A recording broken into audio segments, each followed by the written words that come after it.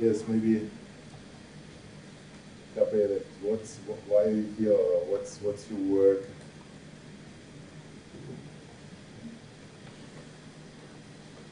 I'm doing a lot of fundamental work and conceptual work and studying in order to help people, in order to find out what's going on with them.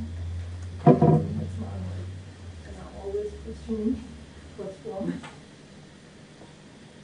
Yes, like it's a radionic machine is like a question machine, yes? Question machine, a question generator machine. Actually, if you use it correctly, it's a question generator. Like these boards they had in the beginning of radionics, the how do you call it? Yes, no boards. How do they in the French say the question? What's the Ouija? Yeah. Do you know this? What they? Do you know this boards? Ouija. Ah. Yeah. What's the word for yes in French? I had only 9 years, so what's it? You know, oui. No. For yes for in French? Oui. Imagine, I had 9 years. Oui, and ja is ja for German. Yes, Ouija, yes. We are like we are, yes. So, ja is German. So basically, what they did, they had letters on this board, and they had a little something, a little piece of stone or something on this board. And then they just, different form, but some people they had to go smooth some table, and then the board, the stone would go to the different letters and spell out a certain question, for example. So this was the beginning, yes? Or you can use this with the tarot, with the I Ching or something like that. People think generates an answer. Yeah? But really what it does, it should generate a question. Yes? So it's not about yes, no, it's about what is actually the question. So once you have the question, this is the really interesting thing, you have almost already the answer. So if you look at your life from this point, instead of why is not somebody giving me the answer? You go maybe from one seminar to the other, or you read one book after the other, and nobody's really giving you the answer that you always wanted. Maybe just ask yourself, maybe I should look for the question. Just turn it around. Because this is really the basic. You cannot get an answer before you have a question. It's simple, simple, but the most simple things in our life, they are really the last things we find. Good. And Dr. De Meyer, what is your idea? Why I'm here? Yes, you're here. What's well, because first of all, the main burden for not being here is the self. And normally we should have been already working together 2 years ago, 1.5 years ago. This may be possible now. And we said we have quite a bit of understanding and experience with quite a bit of radionic devices, ranging from Bruce Copen, Quantic, Time Raver, and also Corbett that was not officially. And now it's time to settle down.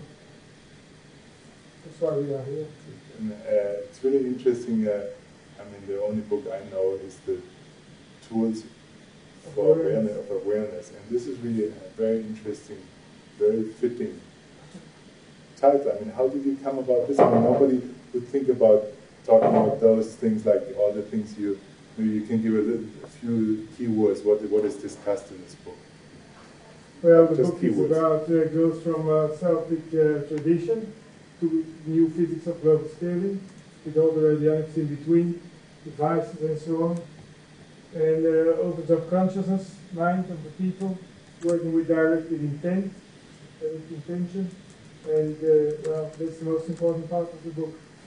And how did you make this connection to awareness? I mean, this, you could think, well, what have Celtic symbols with awareness or quantum science or with global scaling? I mean, none of those would say that what has something with awareness to do. Well, it was a reawakening. We wanted to reawake the people. And in the meantime, the book is on its third edition and has been sold very well. So it's been sold very well in the United States and in other countries. And I woke up one morning with the title in my head. You see, and this is intuition. This is what I wanted to hear. Yes, because the really those key things that are really standing out and that make your life. These crossroad events. They are not something you can think yourself through. Yes, they are there. They're just there. You know, that's it. And so above the information level there is the level of the spirit. I'll talk more about this because it's really not for this seminar, but this is really, we have matter, we have energy, we have information, but that's not the complete thing. The spirit is that completes it. The spirit is consciousness.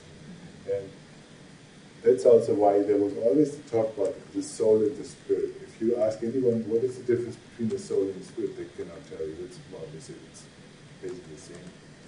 But the soul is the tool with which we access information. But the spirit is with what we connect or live consciousness. And this is really the next step.